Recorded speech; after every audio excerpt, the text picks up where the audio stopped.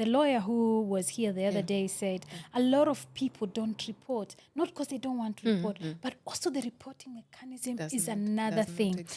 Quinta, what I found very interesting about the report is I think it's 48% of the people who are asked, do you think that online abuse is real abuse? They said it's abuse, but it's not serious. A crime. Yes, it's not a crime. 40%, yes, they said it's not a crime. I was like, so it's okay. So what are you saying? What do you mean by when you say it's not a crime? So we've normalized it. Yes, like it's been institutionalized. Yes. So you'll get over it. And these are some of the things that we really need to work on. So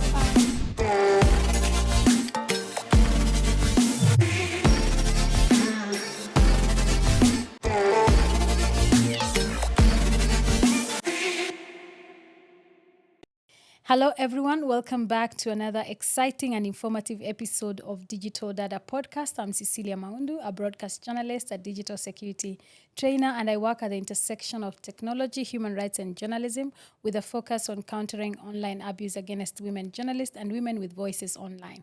Today's episode has been made possible by the Association of Media Women in Kenya, and I will not talk about AMWIK because the person who heads AMWIK is our guest today, and we are very, very privileged to have her on board. So in case you have any questions after this, please email them to us, and we will make sure they get to her. So thank you so much for being here. You know, it feels like finally.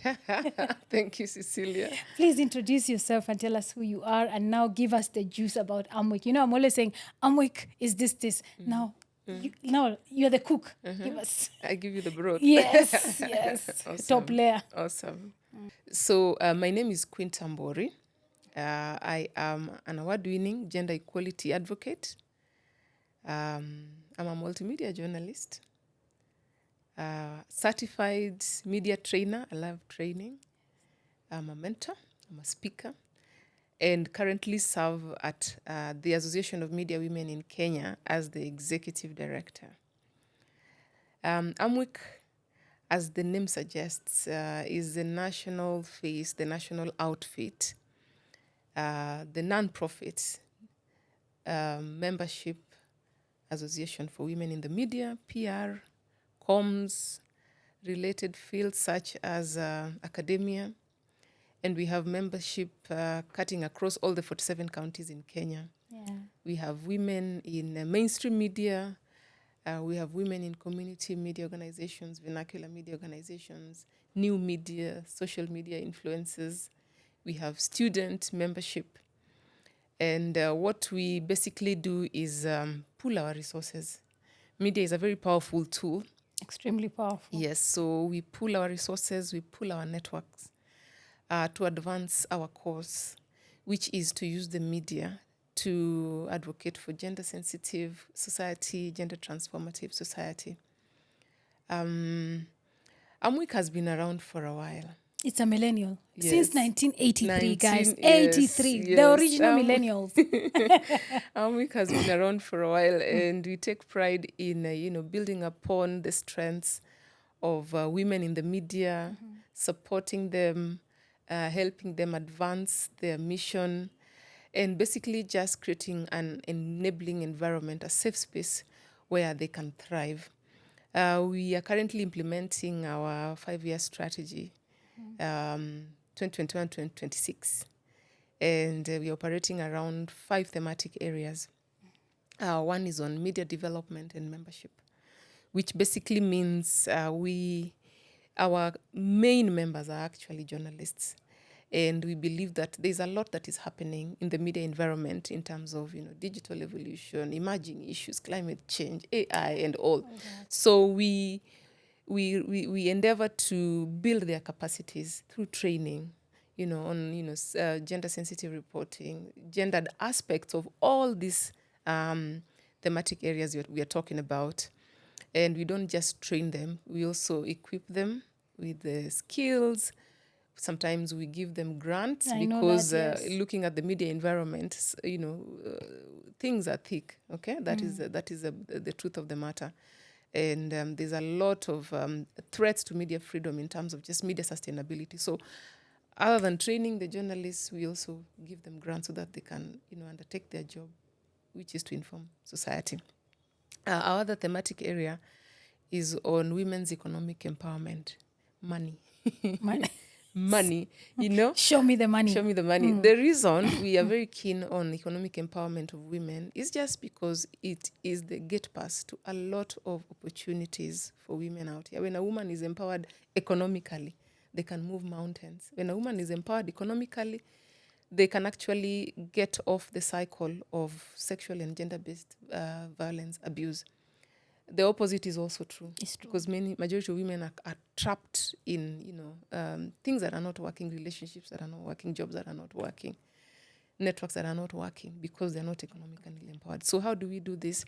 By connecting not just our members, but also the society to, media organizations and conversations around how they can build resilience, economic resilience around, their incomes, how they can participate actively in terms of just discussions around economic empowerment. And because our main constituents are journalists, we are very keen on ensuring that we also support journalists to actively be involved in the discussions around economy, business.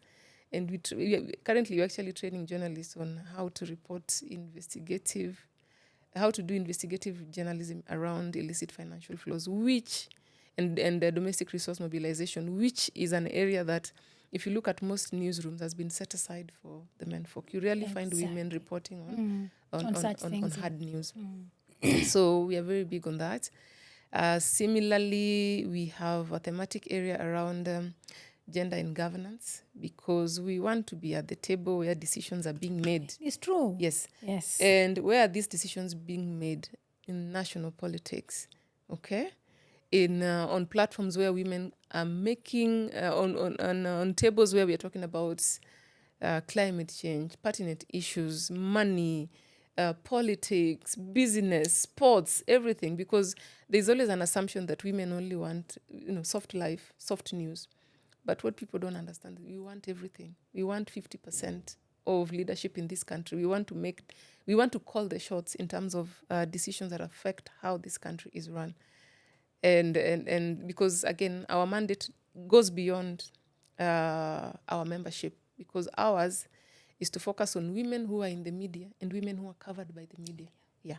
Okay. So that doesn't mean that we only focus on membership. Yeah, we have a bigger role and responsibility to society. So once again, we take part on national platforms. We take part, drafting policies, memos that touch on women's political participation. We are currently we are pushing for the implementation of the two-thirds gender principle. We are doing whatever it takes. We are very big on strategizing for how we are going to have more numbers come 2027 elections of women in politics in this country. And we just recently launched a project for advancing women's leadership with a partner called the Kina Mama of Africa, where we profiled the 7 women governors in this country. And that's just the start. Because what we're trying to say is we have a strategy, we have a plan. Come 2027, we don't just want to have the 6 or 7 women governors that were elected in 2023. We want more. We want 24 minimum. Exactly. Okay, but how do we do that?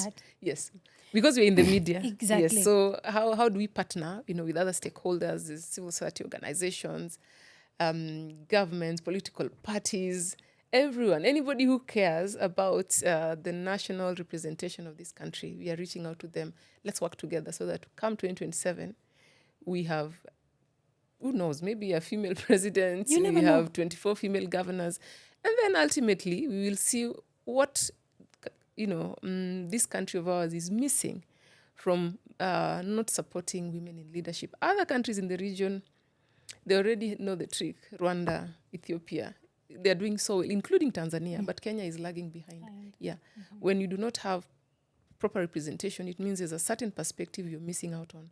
Statistics actually show that organizations, countries that are managed or run by female heads of states do very well. So I don't know what Kenyans are waiting for. And finally, I think we have one more thematic area, which is directly linked to the project that we are doing with the policy and other partners, is on digital safety, digital rights, safety and security. Thing is, we know that media in itself is very patriarchal. The media environment is not very favorable for women. We've seen a lot of sexual harassment cases. And as a matter of fact, SRHR is also another thematic area. And we lead the gender committee of the coalition of media partners in this country called Kenya Media Sector Working Group. AMWIK has been given the mandate to deliver media houses where there is zero tolerance to sexual harassment. So park that there. So that is what is happening on the offline space. But now we have an opportunity as women in the media, in the online space. The digital platforms has given us an opportunity to grow, has given us the opportunity to advance our skills, has given us a voice, a platform that we were otherwise not getting in mainstream.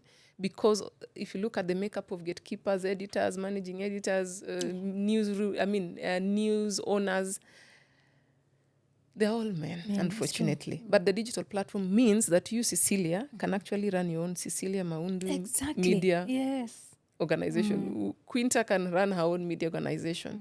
So, unfortunately, in as much as the digital space is an enabler, it is also a disabler in the front that it is also the forum where the keyboard warriors and bullies are taking advantage of women in the media, women in the limelight, politicians, women human rights defenders, and they're using the platform to sort of pull our efforts down, you know.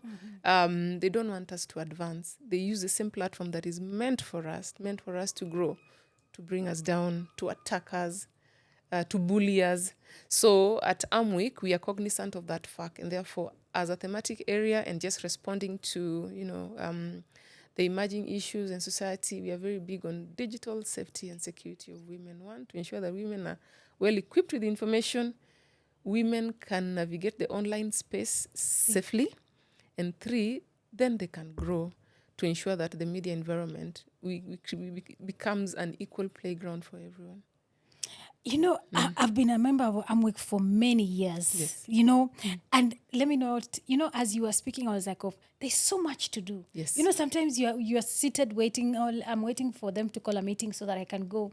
But there's so much that is happening in the background that we actually, me as a member, I should speak for myself, need to put my best foot forward and say what is happening. Yeah. And I like what you say, trying to empower women, because if you want them at the table, they must bring something to the table. They must be knowledgeable. Yeah. You understand? Yes. And sometimes the society holds a woman with very high standards, like you want them to be women governors. What are they offering? Yeah.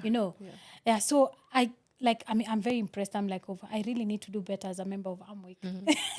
So thank you so much, Quinta, for making time to be here today. I don't take it for granted. I know your schedule is crazy. So I want us to talk about the report that you recently launched. Yeah. And I'll start by asking you to tell us a bit about the report that your organization, that is AMWIK, did on tech-facilitated gender-based violence, and what were the main goals behind this report, this research? Yeah, thank you very much. So we did a research on TFGBV, on women with prominent public lives. And here we're talking about women journalists, women human rights defenders, lawyers, content creators, generally women whose lives are in the limelight most of the time.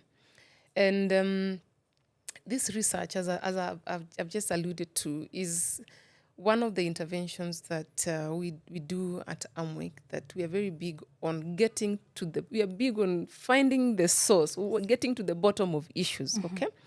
Because one is we are responding to the fact that abuse that was happening offline, unfortunately, has moved to the online space.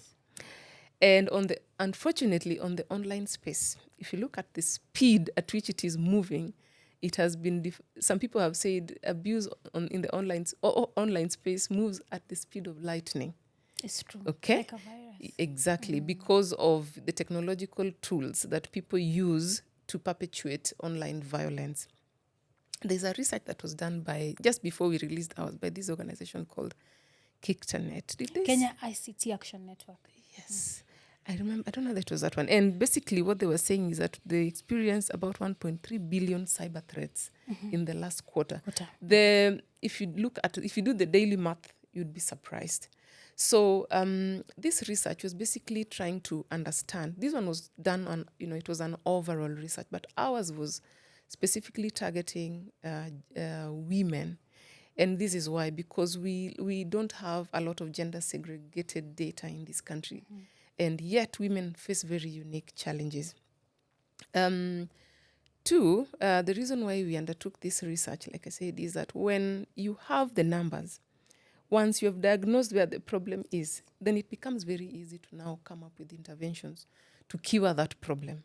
Because we might be out here saying, you know what, there's a lot of online abuse that is happening on the Facebook spaces or on the X spaces. But where is the data? Where is the data? Because what the data shows is totally different from probably what people assume. For example, in our survey, we were surprised to find out that 50% of the respondents said that they were attacked online by strangers. Now, 50% is a big number. It means nobody's safe. No one is safe. And that reminds me, there is a report also, and a research AMWIK did several years back. Yes. They said 7 out of 10. 7 out of 10. Yes. Women journalists have gone through this online. Yes. Exactly.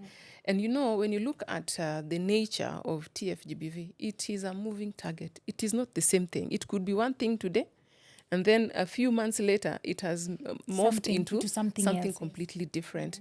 Like in our case, we were surprised that WhatsApp as a forum came up as one of the platforms where abuse against women was being perpetuated at a very high value. Yeah, and so we were asking ourselves, why WhatsApp? And then now, the researchers went to the ground and they found out that it's because of the way, it's very easy to privately message someone on WhatsApp. It is also very easy to engage in group harassment in WhatsApp. And a lot of people don't even know that they're harassing people by their interactions on the online platforms.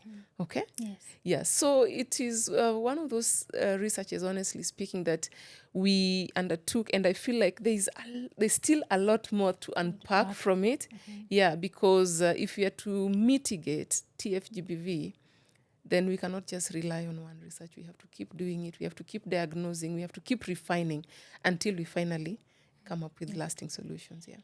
There's a research I also read some time back, and they were saying there's no enough data to inform, because when you go to policymakers, you need also to give them numbers. Yes. This is the number of people. But why don't we have numbers? And the lawyer who was here the other day said a lot of people don't report, not because they don't want to report, but also the reporting mechanism is another thing.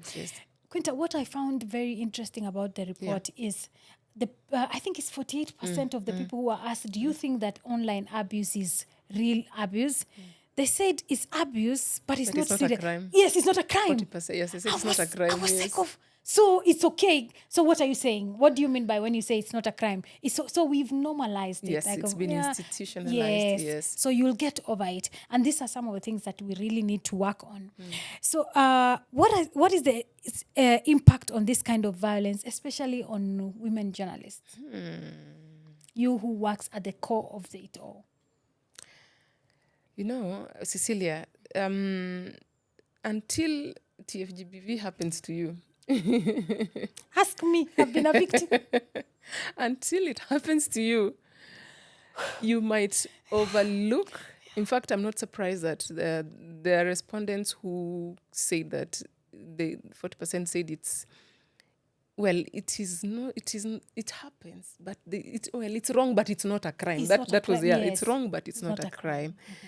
And there's also 50% of respondents who say that, it happens, but they do not have proper reporting mechanisms in their organizations.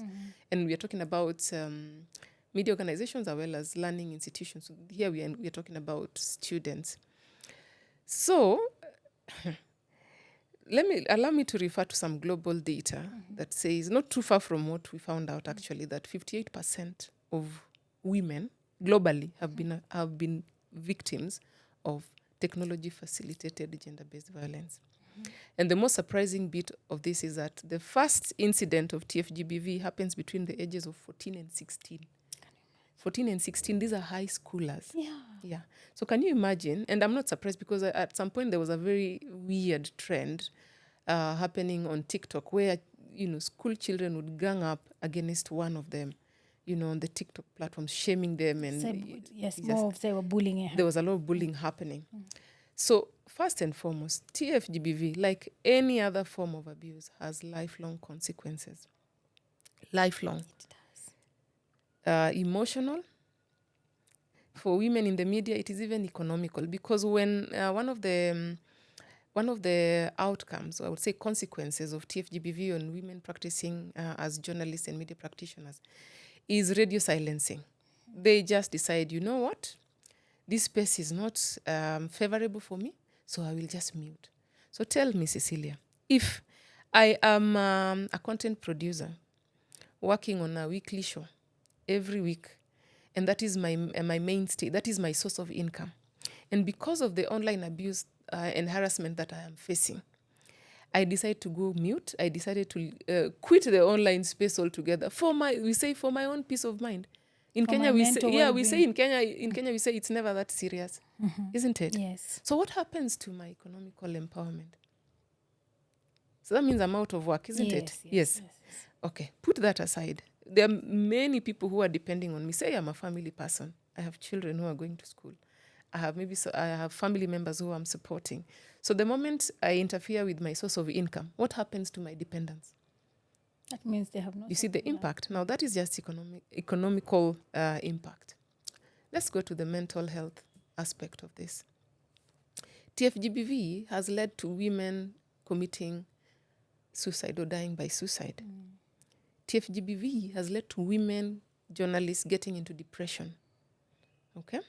TFGBV has led to women quitting the newsroom altogether and going to Ushago. We have seen it, or getting into, forms of addiction because of one or two things that somebody said about you. Sometimes they're not even true. Or because somebody shared your intimate pictures on the online platform. How do you recover from that? How do I show my face today? For example, I'm the ED of AMWIK. Somebody has shared my intimate photos for everybody to see. How do you recover from that? Will people ever take you seriously? And already, society is very unfair to women because we are judged twice as harsh as everybody else. If not thrice. Yes. Now, if you look at the numbers of women in the media, even though the numbers of women who graduate from training institutions to mainstream is actually high. They say 4 out of 5, but there's a lot of hemorrhage. And one of the reasons why there's hemorrhage in the media spaces for women journalists is because of harassment, sexual gender-based violence, which TFGBV falls under. Yeah. And so Quinta, when I was lecturing, some of the things that I would hear these young journalists that we are training, they were like, I'm not sure I want to be in mainstream media, it's too toxic. Yeah. And then I realized we might lose the voices of the next generation. We are talking about it being patriarchal right now. Yeah. And TFGBV, among other things, is going to make it even more patriarchal, because if they say, no, I don't want to be part of that space, and who can blame them anyway? Because we also don't want to be in this space whereby it's so toxic. Yeah. And you can agree with me, we've made so many strides, especially when it comes to the issue of sexual harassment. Yes. You being somebody who is in that area of gender, how much how much work you guys have put in. Because now, when you look at these young journalists, I'm like, they don't even know how much, they found the space so much better. And that is our responsibility, to make the space better than we found it. Yes. So I want to talk about the intersectionality. How does tech-facilitated gender-based violence affect different groups of women? Because this research not only dealt with journalists, which I found very profound, because we're only talking about journalists. When I started Digital Data Podcast, I would only interview journalists. Yeah. And then somebody came and told me, you think it's only women journalists who are going through it? And then I was like, oh my. Yeah. So I found this report very interesting, because there was the issue of women human rights defenders. Yeah. So what is how does it affect women from marginalized community, or even women in politics? Yeah. Yes. I remember in 2020, sometime back, when I was undertaking some consultancy around women in politics, interviewing women in politics in Kenya and Nigeria. And one thing that we found out is that abuse is abuse. TFGBV whether it happens to journalists, it is the same TFGBV that will happen to women politicians. Is the same one that will happen to, like in our report, in our research, we even looked at TFGBV that affects women with disability. Okay, so it is the same kind of abuse. I think what the common denominator is that as long as you are a woman in the public space, and I think that is why we went, all out to not just focus on journalists, because we are cognizant of the fact that there's a lot of targeted abuse toward women who are in public space.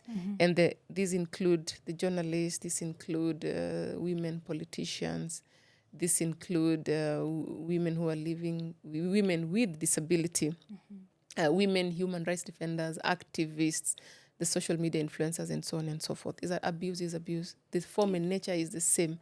The keyboard warriors, the attackers, the perpetrators, they are one and the same. It's only that now with the different groups, we tend to see maybe the form in which it takes probably varies. For example, the women we interviewed who are living with disability, they said that the abuse that happened offline, sometimes it actually manifested online. That happened online. It manifested offline. Yeah, they followed up, they followed through and ensured that these women were physically attacked.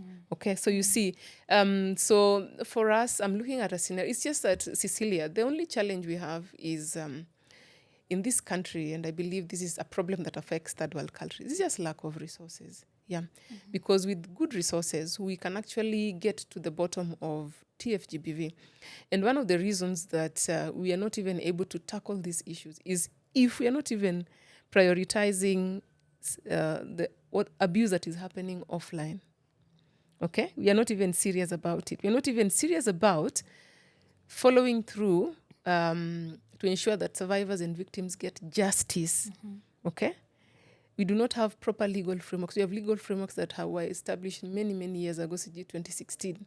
They've not been revised. They're outdated. They're outdated. They need revisiting. They need reviews, okay, so that they can respond to the current needs. So if you're not even serious about the abuse that is happening offline, now we have this new thing called TFGBV. By the way, nobody has even agreed on the definition of TFGBV.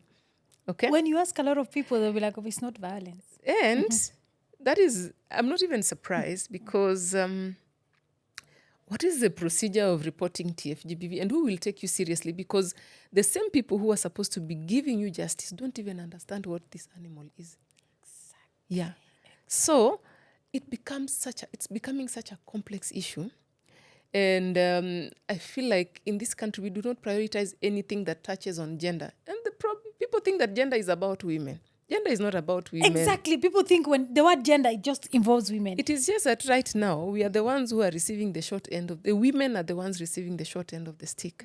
But you never know. With this makelele and interventions we are making, you never know what will happen in a couple of years. And you'll be having, men sitting on this other side and advancing and advocating, we want 2/3 gender rule. You never know. I mean, it is not our desire. We are advocating for 50 and a gender equal society, but you never know what will happen a couple of years from now. So sometimes we just need to do the right thing because it is the right thing to do. Yeah. We need to be serious about the legislative framework around sexual and gender-based violence, including TFGBV in this country. We are not serious. Okay. And the lawyer was here. She broke it down very well. Yeah. Because when you listen to what she says, especially in terms of even when it comes to reporting, sometimes you don't blame the victim when they decide to choose themselves and say, what, it's okay, it has happened to me. Let me just take a step back, but I'm not getting involved in this further. So you said it very well when we started. Media is very powerful. Yeah.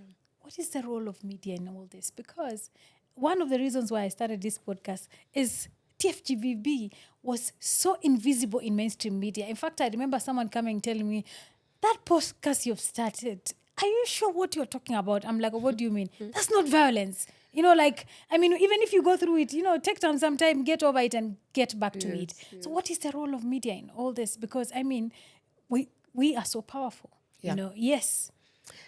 Media is so powerful that we are actually, our mandate is entrenched, is embedded in the Constitution of Kenya, and not just one legislative framework. We have Article 33, we have Article 34, we have Article 35. And other than just informing the public, ensuring that the public have access to the right information, the media mirrors the society. For me, that is the most basic definition or illustration I could give of the role of the media. But it is not, we don't just reflect. A reflection gives the picture, the image as is, okay? Maybe just inversely. But ours goes beyond that, because we not only set agenda, but we build agenda. The reason why we are called the Fourth Estate is because we play a critical role in holding duty bearers accountable, pushing for reforms, following through with promises that have been made by not just government, institutions, okay? We really have to put everyone on the spot, okay? Ours is to set agenda, build agenda, hold duty bearers accountable. Now, in matters of sexual gender-based violence, which TFGBV is part of, we are also, I feel, and this is just, I'm putting a disclaimer, name shame. Yes, name shame abusers. Because one of the things that I've noticed, Cecilia, is how there's a lot of focus on survivors and victims. The media puts a lot of focus on survivors and victims, who more often than not are women, unfortunately. Yeah, that's okay? the sad part. So it's when you're experiencing femicide in this country, for example, what do we see? Media sensationalizing, victim shaming, asking women and families, what were you doing going to meet a stranger in the middle of the night? Our own president said, can you teach your children to be disciplined? Okay? So nobody is ready to be accountable. We are always just casting blames and burying our heads in the sand. Now, media plays a bigger role, because other than just reflecting that the society has a problem, okay? The way we handle women, the way we handle gender-related issues, the way we handle SGBV in this country is totally improper. It's unacceptable, okay? How do you allocate 100 million to deal with a historical issue? We're talking about patriarchal attitudes, but you allocate 100 million and numerous task forces. Can we ask ourselves, for the first time in the history of this Kenya, what is wrong? Why are we having issues of femicide happening in the 21st century? Why are young women or young men killing each other? There is a system breakdown. Can we fix that system breakdown instead of coming up with palliative measures? Meza Panadol, kunywa kofta. No. That's not going to help. You're trying to do all of that to treat. There's a cancer, Cecilia.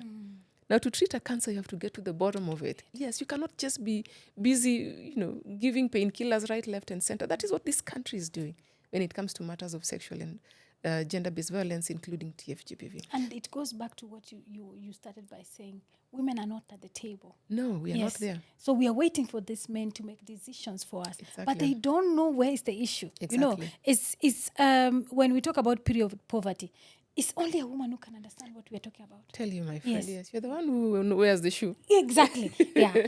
So, and one more thing. The other thing that media can do in this matter of TFGBV, other than just holding everyone accountable, is to put, because in the daily agenda, thankfully I've transitioned from a newsroom. So I know that there are meetings that are held to discuss what is going on the front page and to plan for the agenda of the paper. Can we make sexual and gender-based violence a priority in our newsrooms? We should not be responding to incidences of femicide and women who have been, killed because of one thing or the other. No, it needs to be proper, because other than the deaths, there's a lot more that needs. There's so much content around SGBV. There are policies, there are champions, okay? There are guidelines. So there's so much around sexual and gender-based violence that the media has barely scratched the surface, okay? So let us prioritize reporting of SGBV, and 2, let it be sustained, okay? Not just, we need to keep... We will report about an incident where somebody has been murdered and then we forget about it. Let's sustain. Did this person get justice? Okay? And why didn't they get justice? What is happening? And finally, media cannot work alone. It has to be a multi-stakeholder Media approach. cannot work alone to win this battle. So media is the watchdog. We will come in to do the reporting. We will be the whistleblowers. We will report incidences when they happen. We will try and hold governments, institutions accountable. But we need everyone involved. We need the civil societies involved. We need organizations. We need the judicial system of this country. They have to work. We have to work together. We need other stakeholders. We need everyone on the table. We need the goodwill of the government. Okay, let's start by even employing a cabinet secretary for gender and affirmative action, ministry. It's not there. We don't have it. So can we get the goodwill? Because from there now, we'll get down to coming up with policies that will support, implementation frameworks and whatnot. Because the thing about this country is we have very good policies, but there's a lapse between policy and implementation. 2, And implementation is king. yes. Yeah. And 2 is that if something is not on policy, then what would be where would we be agitating from? Where would we be fighting from? What would be our supporting document? What would be our backup? Because when I have a policy, when we have a 2/3 principle, then we can walk to Parliament, or we can walk to the responsible ministry and stakeholders and ask them, but you said this needs to happen. Where is it? So rather than just, arguing and advocating from the air, we need to have laws and policies that advance and support what we are fighting for. Yeah. We need to ask also ourselves a very uncomfortable question. Yeah. Why don't policies work? And you said it very well. Sometimes they're just there to tick a box, but they're not being implemented. No. And something that came out very clear also in this conversation as we were talking is we need political goodwill to make this thing work. Exactly. Because if we don't have political goodwill, then I'm hoping that as we go by. Yeah. So you talked about a multi-stakeholder approach for it to work, because media cannot work alone. No. So let's talk about the support system. What kind of support system, legal, emotional, psychosocial, need to be in place to help survivors of tech-facilitated gender-based violence? How can these systems also be improved? Yes. Yeah. Maybe I can just mention something that I've been thinking about, and this is first to hold the big tech companies accountable. The thing is, when it comes to these matters of digital safety and security of everyone, your safety is in your own hands, because they already have their privacy principles on the online platform. So as long as you have subscribed, majority of us are too lazy to read through through the fine lines. It's like reading terms and conditions. Okay, we always just will tick the box if you agree with the terms and conditions, which we rarely read. Okay, so the other day I was in Naivasha just having a session with the female journalists, and I asked them, so do you know what, for example, Meta, what they do with your data? Yeah, have you read through the privacy, the terms and what is it called? Terms and conditions. Terms and conditions. Yes. Yeah, what do they do with your data? And surprise, I can comfortably say that 99.9% had not read through the terms and conditions. So basically, we are lacking in the dark. Okay, we are very excited about these platforms, which is good, because honestly speaking, for me, social media is a beautiful tool, particularly for women. It was a game changer. It is a game changer. A lot has happened. We've noticed campaigns life-changing campaigns have happened via Facebook, things that we would not otherwise have done using the mainstream media. Income. Oh my God. See how young women are empowering themselves on the online space. Exactly. And Quinta, as you said, the media right now, mainstream media, things are thick. Yeah. But with this space, young female journalists can employ. They can survive. Yeah. So, but that said, it doesn't mean that now the big tech companies are off the hook. We can leave them, they cannot go off the hook. Because a lot of... Have you ever tried reporting abuse on any online space? Yeah. How is the process? First of all, you wait. And then after mine, it was like a few months. It didn't violate our community standards. Yeah.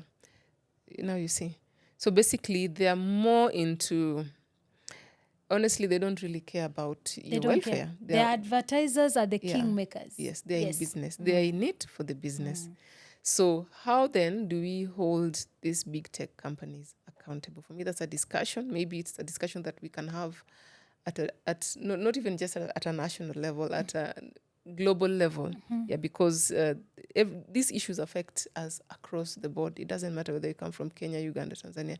This is one of those issues that we really need to take seriously and to push for, to hold the big tech companies accountable. Secondly, you asked me about how, when you look at what kind of support do we need? We need a lot of resources to manage this fight against TFGBV.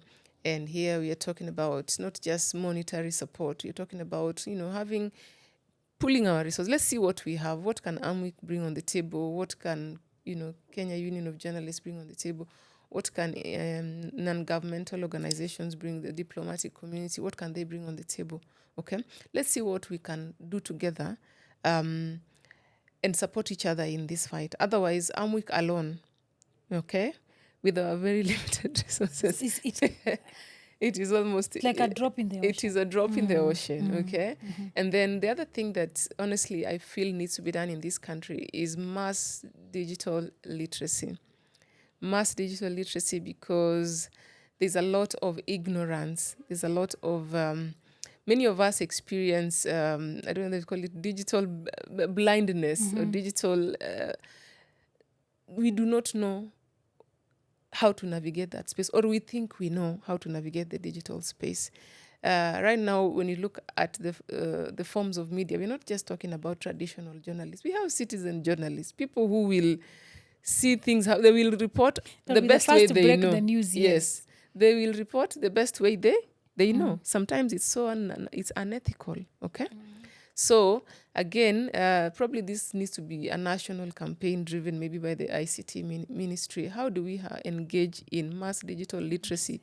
Maybe partnering with the big tech organizations, because people need to be informed. Matters of misinformation, disinformation, do you know where it is perpetuated the most? It's just forwarded as received. That's the best thing we know. My grandmother in the village, she doesn't know about fact checking, isn't it? Yes. So those are the platforms that, for example, during our research, it came out that the politicians, it is those platforms that were used to perpetuate abuse against them. And sometimes it's out of ignorance. People don't even know they're committing abuse. Female politicians, of course, they are judged harshly. So one incident, which is maybe drawn from many, many years ago, is picked. It starts circulating on the social media platforms. It goes viral on WhatsApp. What happens to this lady? It means that even the people who want to vote for her, now their judgment is compromised. They're like, how do we entrust you to lead us when you are behaving irresponsibly? Okay. So for me, it's that digital literacy. It is one of the agenda that we need to take up as this country. Because if you look at the internet penetration level, we are talking about over 40 million. Imagine. Okay.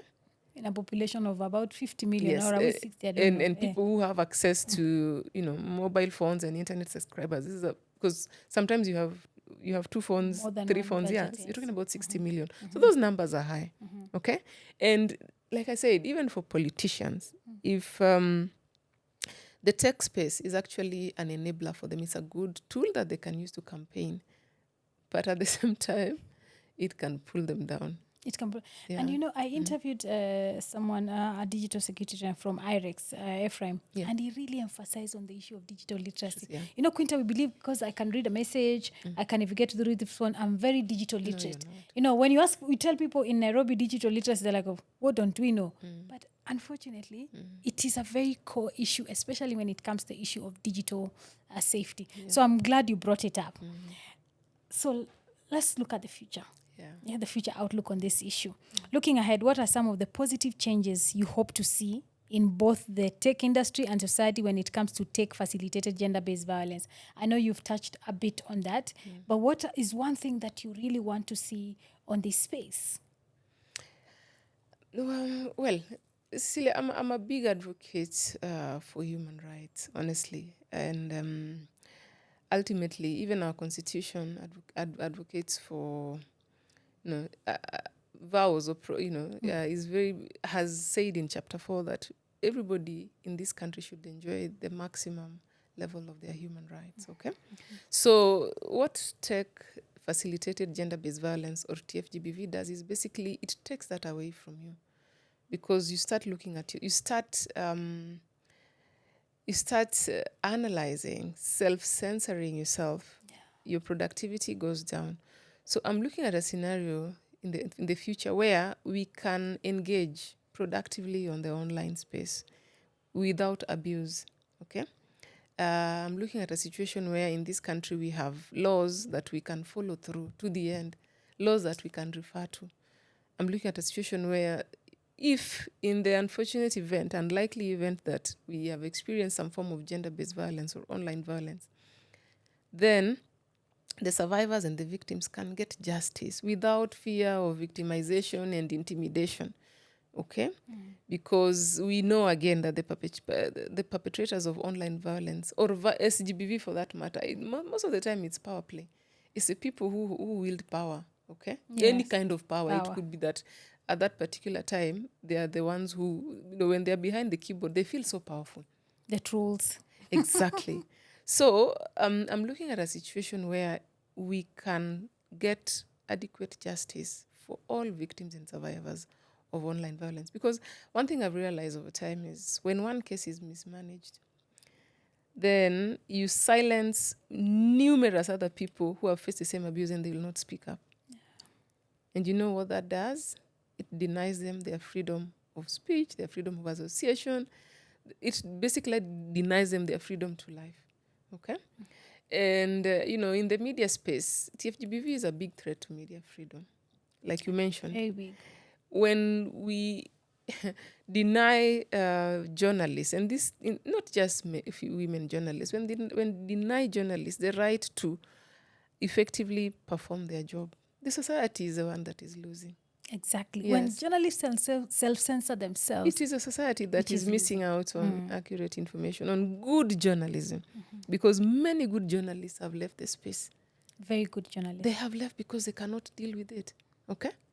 So it is a big threat to media freedom, and one that needs to be given so much attention. Let's not even start talking about the mental health issues, because journalists are not okay. They are sick. Okay? From many other issues, media sustainability, media representation, okay, sexual harassment, and then now we have TFGBV. I can imagine. What will happen? The list the goes messenger on. is sick. Yes, the messenger is sick. And when the messenger is unwell, the messenger is sick, how are they going to deliver the message to society? So the people who are losing out is actually the society. So mine is just to envision an environment, a media environment that adequately can report sustainably on TFGBV, can take care of the messenger, looking at the safety and security. We are welcoming everybody to join AMWIK so that we can start looking at the welfare of journalists in this country, because many people just focus on how the job is done. They don't care about who is doing the job, okay? And I think sometimes it's because of the way we've been conditioned. It's only the job that matters. The rest, that's why we don't... It's just the other day when we started talking about mental issues, and still therapy up to today is seen as a very lucrative, spoiled mentality and all that. It's bougie. It's bougie, that's the word. Yeah. So what is your final message? What would you like to leave with our viewers and listeners with regarding the importance of addressing this issue of TFGBV? Well, it's sad to say, but your safety and security begins with you. It's a very sad situation. You remember when our former president says, usalama unaanza na wewe. And I remember one time I said that in a meeting and people were like, oh, no, what are you saying? It's true. Yeah. You have to take responsibility. Take a bit of responsibility. And I know you're a digital expert. I've used some of your content in the past to train. Sometimes even just coming up with a strong password. It's as simple as that. Yeah. Okay? Just navigating your assessing your digital footprint. Yeah. A simple exercise I always like telling people is go to your favorite browser and look yourself up. Yeah. And if you don't like what you see, then that's a good place to start. Okay? If you don't like what Google or Chrome or anybody else is saying about you, that's a good place to start, because you have the power to control your digital footprint. You have the power to rewrite your narrative. The online space it feeds off what you feed it or what other people feed it about you. So you can control that. Many of us especially journalists, we have exposed ourselves, we have exposed our families, our loved ones, our networks, all in the name of ignorance. Okay? Yeah. Yes. Especially those close to us. Those close to us, yes. And goes to the issue of share renting. And people don't know about it. Exactly. So, yeah. So this, unfortunately, your digital safety starts with you. But of course, we are always here to partner with you, to give you information. At the Association of Media Women, other than doing the researches, we have numerous forums where we engage with each other just to touch base, find out how we are faring, what is happening in your different, headquarters. And we also have, toolkits here and there, how you can safeguard yourself, how you can, pinpoint what abuse is, know how to protect yourself. If you go to our website, you can find all of that. There are numerous. I really like, and I keep telling people, I've also found a lot of information from our website. Yes. Sometimes when I'm planning a training, and also this issue of TFGBV. Yes. So also kudos to your team. They're doing such a fantastic job. Thank you very much. Yes. So we'll continually, support society. We'll continually support our members. We have done numerous studies on TFGBV. We've strengthened capacities of journalists across the country, by the way, not just in Nairobi, on, journalists, women human rights defenders. We have done researches. We will continue doing researches because, like I said, this thing, nobody really understands it, and it keeps shifting. And our aim is to ensure that as you navigate the online space, you are safe and you're productive. So reach out to us. We are available at www.amwik.org. Go to the media tab, find out what we have there. We have numerous researches. We even have, we call it a digital safety toolkit. It's a very short toolkit. You can just go through it, download it, work with it, and use it to create awareness around your digital safety and security. The online space is an enabler for women in the media. It is an enabler for women politicians, women human rights defenders. But as we navigate it, we still have to ensure that our safety is prioritized. Yeah. I don't think I have anything to add. So again, thank you so much for making the time to be here. Yeah. Thank you so much for the work that you're doing at AMWIK, trying to change the space and making it better. And we're here to support you. Asante that's sana. all I can say, because you can't do it alone. So we have to be there to able to support you. So again, thank you. Asante sana. And viewers, see you in the next episode. And karibu AMWIK. Karibu AMWIK. Karibu AMWIK. Yes.